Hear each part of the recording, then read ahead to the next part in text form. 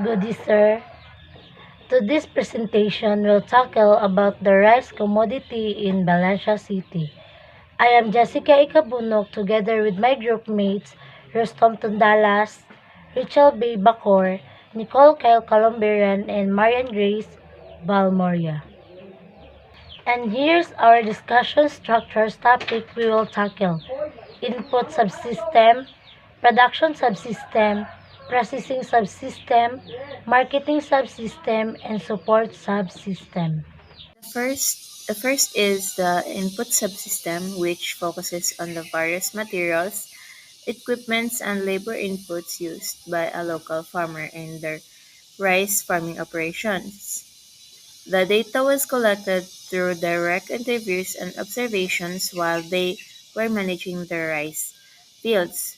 To begin with, the land used for farming was a 1 hectare plot which was inherited from the farmer's mother in law, while this provided a stable foundation for production. The farmers mentioned that irrigation problems were one of their major concerns affecting the overall crop yields.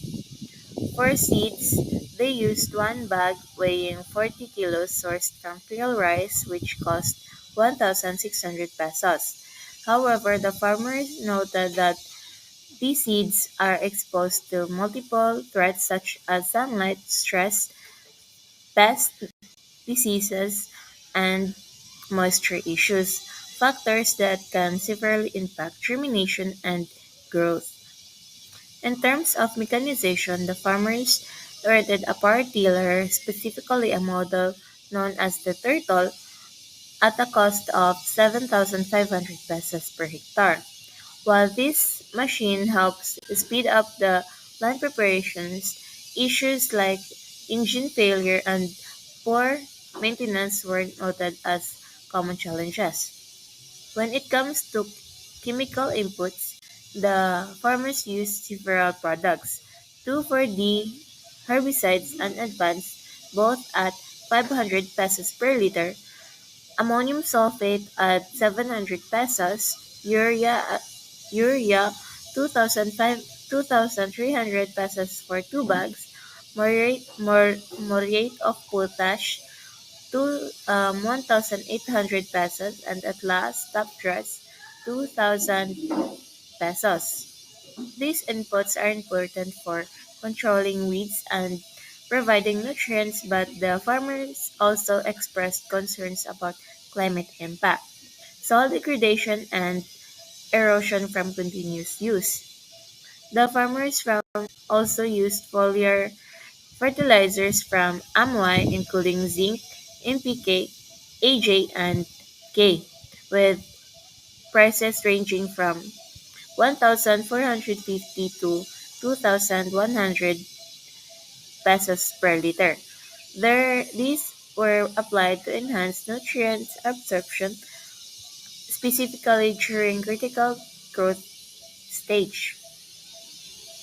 For labor, during transplanting, costs ranging from 7,000 to 8,000 pesos per hectare, the farmer said that performance issues and lack of training among workers sometimes affected the efficiency and success for transplanting. Other materials included the sacks, 100 pieces for 10 pesos each, hauling fees at ranging from 10 pesos to 15 pesos per sack, depending on distance and quality. A knapsack sprayer costing 2,500 pesos, insecticides such as Padan and Gold priced at 850 pesos and 900 pesos respectively. Finally, for harvesting, the farmers also rented a harvester at the same rate as the dealer, range 7,500 per hectare. Similar problems with equipment's breakdown and improper handling were mentioned here as well. Production subsystem. So according to Farmer 1, Farmer One, weather is one of the ongoing issues they deal with in production. Their crops are being negatively impacted by wind and severe rain, which is why their output will be lessened. So, according to Farmer 2, is the timing of planting is crucial for efficient water distribution, and finding enough workers is a constant challenge. Seed quality is also a key consideration with registered seeds being used. Production practices is based on the statements provided.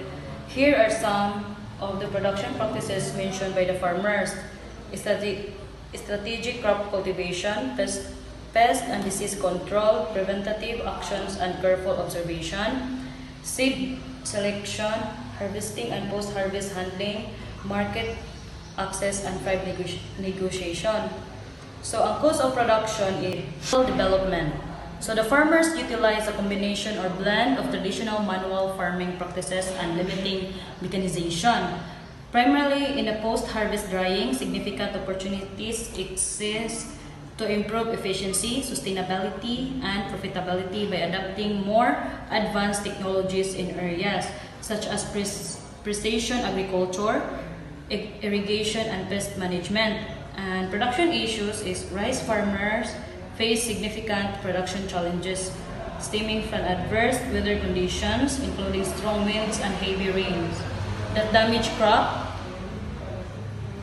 cause flooding, and lead to rice plants collapsing. So these weather events drastically reduce yields. Compounding these issues are whisper, pest infestation, and plant diseases. So the combined effect of the problems create substantial difficulties in achieving sufficient rice production sustainable income. Now, let's proceed to the processing subsystem. The post-harvest process significantly impacts the final quality and market value of our product.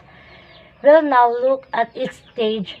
The first one is the threshing, followed by drying, cleaning, and lastly is the milling. Now, let's consider the relationship between volume and value throughout the post-harvest process. At every stage in the post-harvest system, the value of the product increases but the volume per sack of the product decreases due to the decrease in removal of water and rice bran from the paddies. About 88% is used as food, 4% for processing, 2% for seeds, and 6% goes to feeds and waste. And here is their processing opportunities, maintaining the quality of rice, because most farmers practices solar drying of palay, which was said to decrease the quality of rice. Good morning, sir. My name is Rostam Motundalas. I will be discussing marketing subsystem. So we have planting, harvesting, drying, crushing, milling, sorting and grading, and packaging. So product flow of the rice. We have planting, harvesting, drying, milling, threshing, sorting and grading and packaging. So payment of flow of rice. We have cash payment, bank transfer, other agreed upon terms. So the marketing practices of the farmers. We have cooperative involvement, product distribution, access to technology. So we have other one, marketing practices of the traders, seed production, produce quality of rice seeds. So we have the four P's, marketing strategies. The one is product.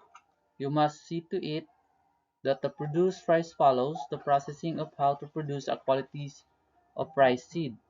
And the second one, the price. The farmers usually rely on pricing from the government field rice into how much is the present price range. And the third one, the place. Farmers should have a permanent place for display. And the fourth one, promotion. High quality products build trust with customers, making promotions more effective. So what are the problems of the marketing? The farmers. Marketing and supply chain problems like low buying price, high transportation costs, and limited post-harvest facilities, leading to reduced profitability. So the traders, lack of clearly quality standards and expectations communicated to the marketing team and the other relevant stakeholders. Thank you. For support subsystem, National Rice Program NRP continues to provide support to increase farm productivity and boost income. The Bureau of Soil and Water Management BSWM play a crucial role in supporting the development of small-scale irrigation infrastructure.